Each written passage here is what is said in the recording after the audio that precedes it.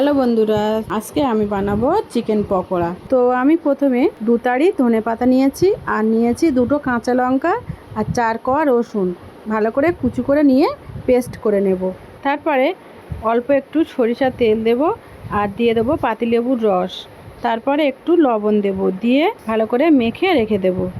এখানে আমি চিকেন নিয়েছি ছোট ছোট করে কেটে, দিয়ে দেবো একটু লেবুর রস, তারপরে এখানে পেঁয়াজ আর কাঁচা লঙ্কা ভালো করে একটু গ্রেট করে নিয়েছিলাম, অল্প একটু ধনের গুঁড়ো দিয়ে দেব, অল্প একটু লঙ্কার গুঁড়ো দেব, আদা রসুন পেস্ট দিয়ে দেব, একটু ধনের গুঁড়ো দেব, একটু জিরের গুঁড়ো দেব, দিয়ে দেব ধনে পাতা পেস্ট 2 চামচ, দিয়ে ভালো করে ম্যারিনেট করে তারপরে দিয়ে দেব লবণ।